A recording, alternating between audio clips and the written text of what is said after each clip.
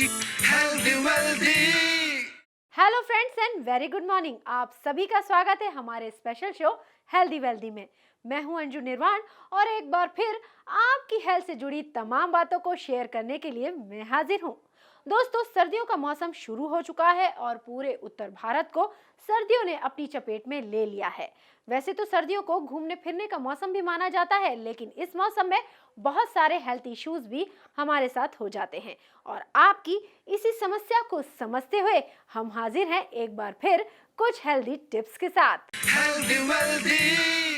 इस मौसम की कॉमन प्रॉब्लम है सर्दी, खांसी और जुकाम। अगर सुबह उठते ही आपको छींक आती है और आपको जुकाम हो जाता है तो आप मान के चलिए कि आपको एलर्जी की प्रॉब्लम है। ऐसे में आपको खुद को ठंड से बचा कर रखना चाहिए, हेल्दी डाइट लेनी चाहिए, फिजिकल एक्सरसाइज करनी चाहिए और जितना हो सके ठंड से बचकर रहना चाहिए। Healthy wealthy. कोल्ड वेदर में वायरल की प्रॉब्लम भी बहुत ज्यादा होती है। ऐसे में सिर दर्द, आंखों से पानी बहना, बदन टूटा सा लगना महसूस होता है। इन सब से बचने के लिए बेहतर उपाय है प्रॉपर डाइट लेना। ऐसी डाइट जिसमें प्रोटीन, विटामिन और मिनरल्स की मात्रा भरपूर हो। वैसे योगासन भी सर्दियों में किसी मेडिसिन से कम नहीं, इसलिए आपकी इस जरूरत को समझते हुए चलते हैं हमारे योगा एक्सपर्ट के पास और जानते हैं उनसे सर्दियों में बचने के लिए कौन से योगासन हैं फायदेमंद।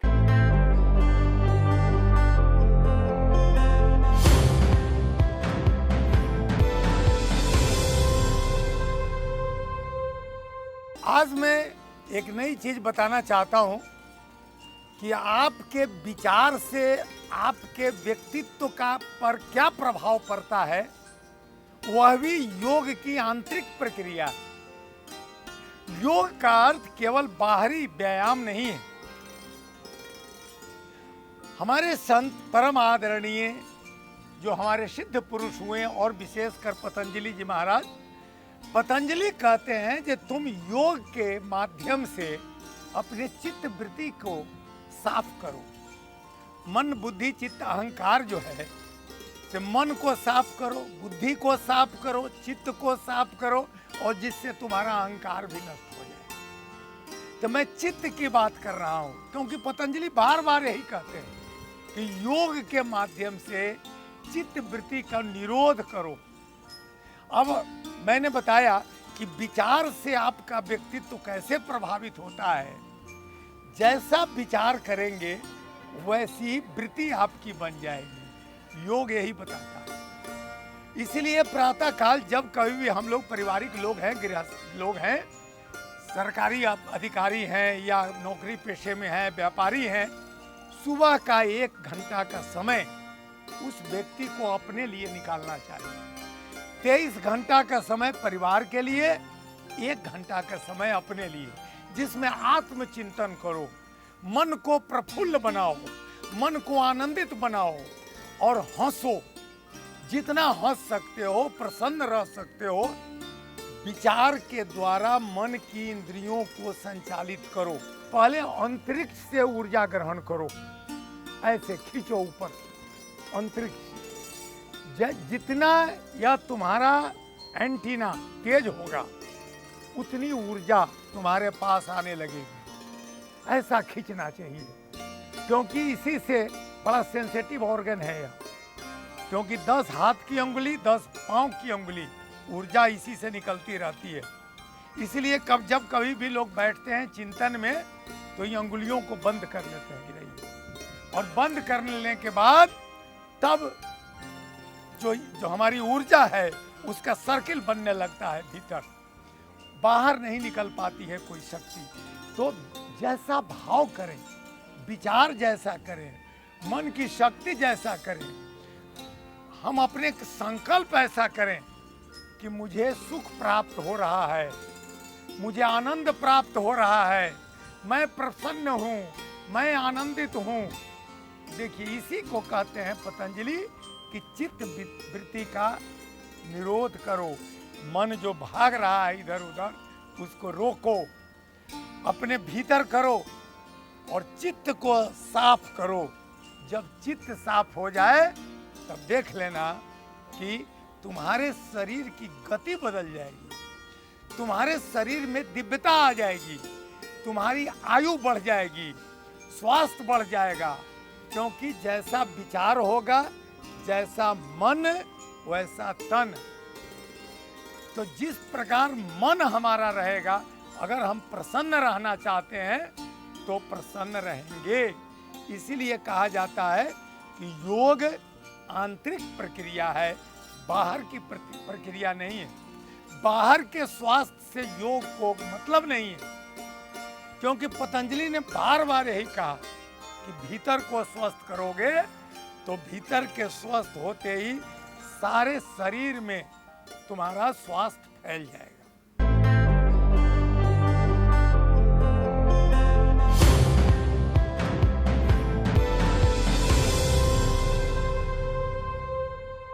योगासन कई तरह के होते हैं, लेकिन सूर्य नमस्कार अपने आप में एक फुल एक्सरसाइज है। इसको करने से पूरी बॉडी में मूवमेंट होती है और आपकी बॉडी फ्लेक्सिबल होती है। इसको करने का तरीका है सुबह खुले में सूरज के सामने मुख करके सूर्य नमस्कार करना। सूर्य नमस्कार करने से आपका मानसिक तनाव दूर होता है और मोटापा भी कम हो जाता है। वैसे आपको बता दूं, सूर्य नमस्कार कुल 12 तरह के होते हैं और इसका प्रभाव भी अलग अलग होता है। healthy wealthy, योगासन के अलावा जिमिंग भी बॉडी के लिए एक बेहतर ऑप्शन है। हालांकि कुछ लोग जिमिंग को मॉडर्न लाइफस्टाइल का एक हिस्सा मानते हैं, जबकि ये कसरत का एक मॉडर्न एस्पेक्ट है जो कि हमारी हेल्थ के लिए बहुत अच्छा होता है। और आपकी इस जरूरत को समझते हुए चलते हैं जिम और जानते हैं कि क्या है आज उसमें खास।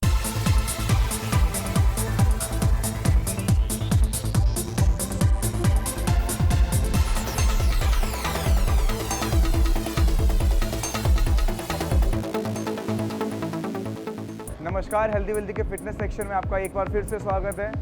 आज हम वर्कआउट करने जाएंगे पावर रोप के साथ। पावर रोप एक नया वर्कआउट है, एक नए इक्विपमेंट्स के साथ। बेसिकली एक मोटा सा रोप होता है जिसके साथ आप वर्कआउट करते हैं।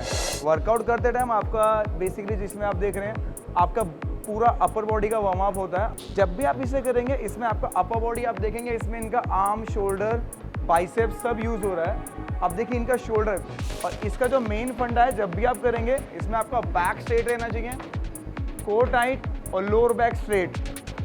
इससे आपका कोर का वर्कआउट होता है, थाइस का वर्कआउट होता है, बिकॉज आपकी थाई एक आइसोमेट्रिक कॉन्ट्रैक्शन में होल्ड कर रही है। That's called isometric contraction. Lower body में इनके आइसोमेट्रिक कॉन्ट्रैक्शन हो रहा है इस मसल में। तो इस वजह से आप देखेंगे इनका पूरा बॉडी का वार्म अप है। शोल्डर, चेस्ट, आर्म्स, स्कैपुला, आपकी अपर बैक की सारी मसल यूज़ होती है।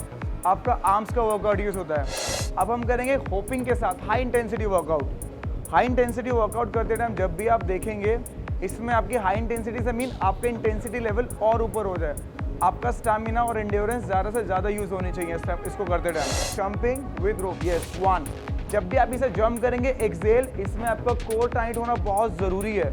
आपका कोर का मसल, आपका थाइज यूज़ हो रहा है। जितना आप देखेंगे उसमें आपका नी स्ट्रेट रहना चाहिए। नी आपका जितना स्ट्रेट रहेगा उतना बेनिफिट है आपके लिए। इसमें knee straight, core down and exhale while coming down.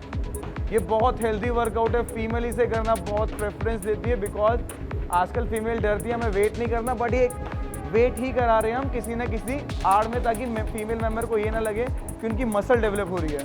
Because उनके माइंड में कहीं ना कहीं ये सेट होता है कि वेट्स करने से उनकी मेंटालिटी या फिर वेट करने से उनका मसल डेवलप हो रही है।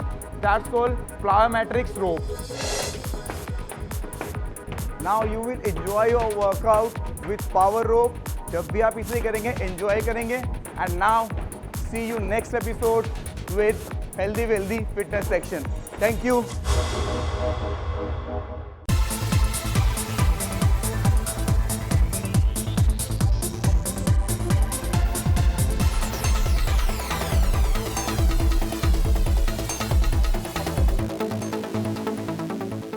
दोस्तों, केवल कार्डियो करने से ही वजन कम हो जाता है, लेकिन आपकी मसल्स ढीली हो जाती हैं और मसल्स को टाइट करने के लिए आपको वर्कआउट करना चाहिए। साथ ही साथ बॉडी के अदर पार्ट्स की भी एक्सरसाइज करनी चाहिए, जैसे कि स्टमक और साइड्स। और अब वक्त हो गया है एक छोटे से ब्रेक का, लेकिन आप कहीं मत जाइए क्योंकि हम अभी आते हैं। healthy wealthy, सर्दियों में मूड स्विंग और डिप्रेशन होने के भी बहुत ज़्यादा चांसेस होते हैं और इसे मेडिकल साइंस में सीजनल अफेक्टिव डिसऑर्डर कहते हैं। रिसर्च में ये साबित हो चुका है कि अगर आप सर्दियों में एक्सरसाइज करते हैं या फिर धूप का मजा लेते हैं तो डिप्रेशन काफ़ी हद तक कम हो जाता है। और अब टाइम हो गया है हमारे हेल्थ एक्सपर्ट से बात करने का और जानते हैं उनसे कि कैसे सर्दियों में करें अपनी हेल्थ की देखभाल।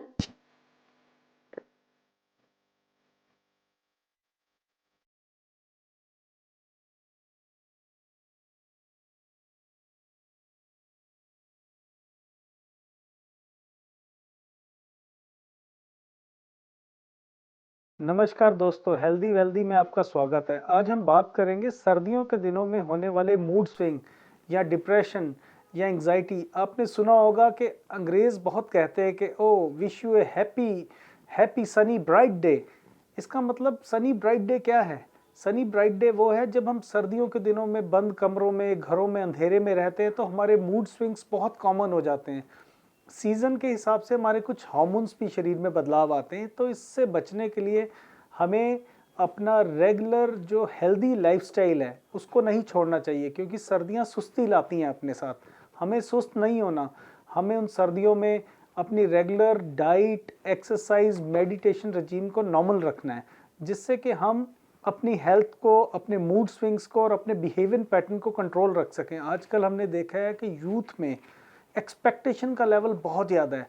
हमें एक्सपेक्टेशन तब करनी है जब हमें इनपुट देनी है। हम इनपुट कम देते हैं, एक्सपेक्टेशन ज़्यादा रखते हैं, तो ये इन रिवर्स हमें फ्रस्ट्रेशन, एंगर, गुस्सा बहुत होता है। हमें अपने बड़ों से मार्गदर्शन लेना है, इंस्पिरेशन लेना है और उनकी गाइडलाइंस पे चलना है, ताकि उनका एक्सपीरियंस हमें भटकने से बचाए।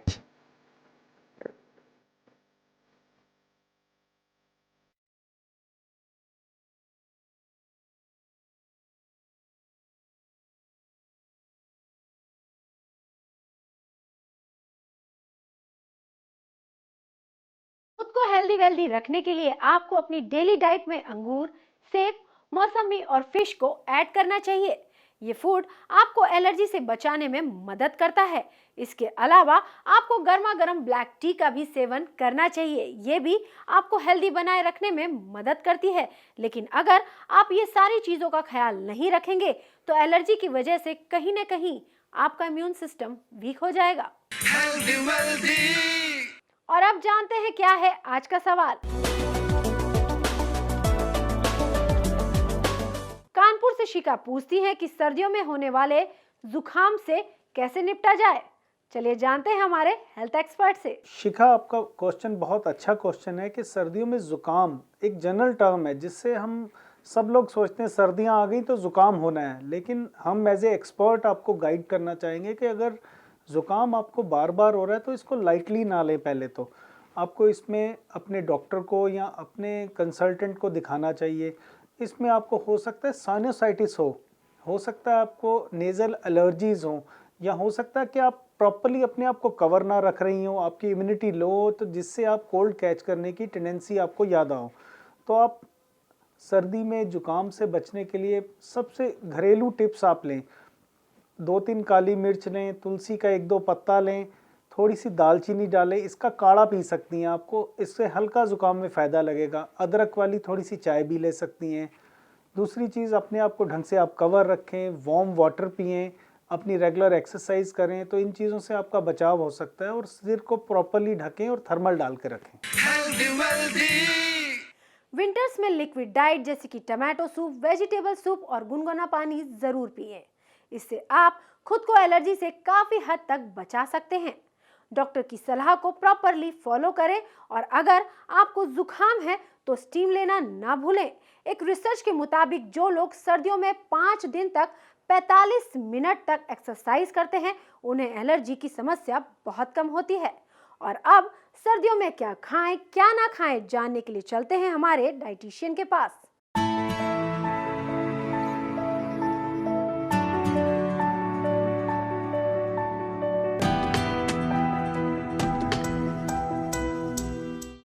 वज़न बढ़ने का मेन कारण है कैलोरीज ज़्यादा मात्रा में लेना और उनको कम बर्न करना। अगर हम ज़्यादा कैलोरीज लेंगे और फिज़िकल एक्टिविटी बिल्कुल नहीं होगी, जो कि आज का जो लाइफस्टाइल है उसमें ज़्यादातर हम डेस्क वर्क कर रहे हैं। अगर घर में भी हाउसवाइफ्स हैं, हर चीज़ के लिए मशीन है, बहुत ज़्यादा फिज़िकल वर्क नहीं है, लेकिन हमने अपनी खान पान की आदतों को बहुत चेंज नहीं किया है।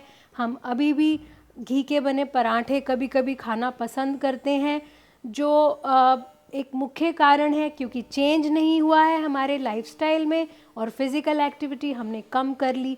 तो ये जो बैलेंस है, ये जो इम्बैलेंस है, ये एक बहुत बड़ा कारण है कि हम ओबेसिटी के शिकार हो रहे हैं। मैं देखती हूँ कि बच्चे भी आजकल बहुत ज़्यादा ओबेसिटी के शिकार हैं, क्योंकि उनकी भी आदतें ज़्यादा प्रोसेस्ड फूड खाने की, जंक फूड खाने की, बहुत ज़्यादा टीवी देखने की, बैठकर चिप्स खाने की और बाहर जाकर खेलने कूदने की नहीं रही। मैं यही कहूँगी कि सबसे ज़रूरी है कि आप अपने लाइफस्टाइल को और खाने पीने की आदतों को चेंज करें।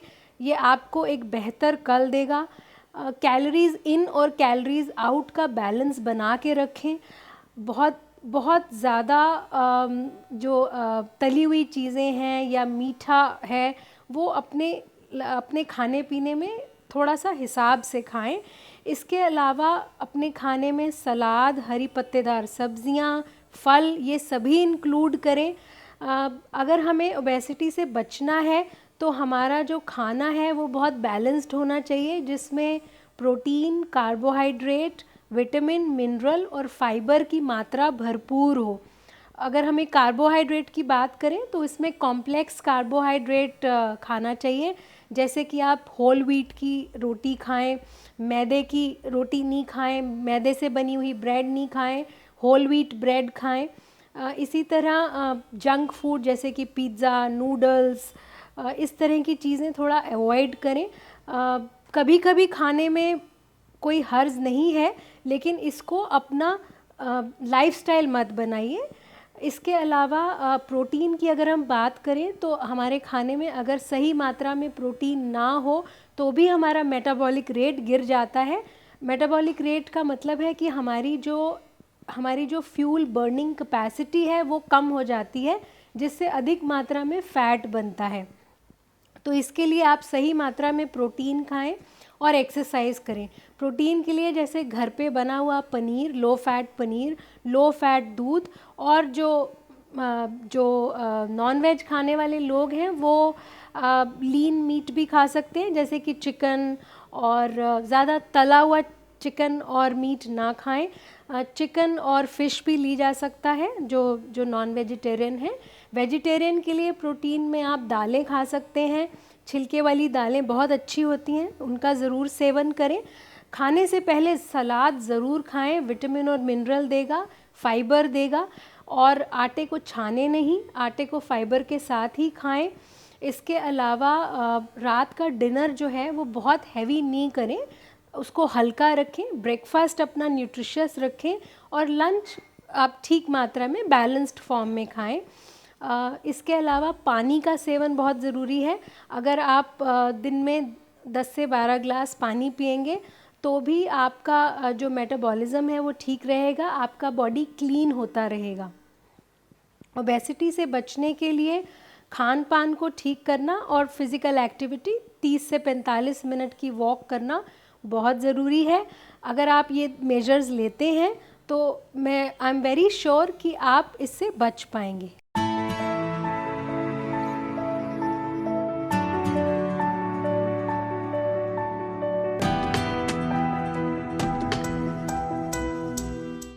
दोस्तों, क्या आप जानते हैं आंवला में सबसे ज्यादा विटामिन सी पाया जाता है और इसका विटामिन सी कभी भी खत्म नहीं होता। अगर आपको एलर्जी की प्रॉब्लम है या फिर आप अपना वेट लूज करना चाहते हैं तो आंवला आपके लिए सबसे बेहतर ऑप्शन है। healthy wealthy, एक रिसर्च के मुताबिक एक भारतीय की डाइट में 60% कार्बोहाइड्रेट, 30% प्रोटीन और 10% फैट होना चाहिए। इससे आप हर मौसम में फिट और तंदुरुस्त रहेंगे। सर्दियों में होने वाले इन्फेक्शन से बचने के लिए ये थे कुछ जरूरी सुझाव। दीजिए इजाजत, नमस्कार। healthy wealthy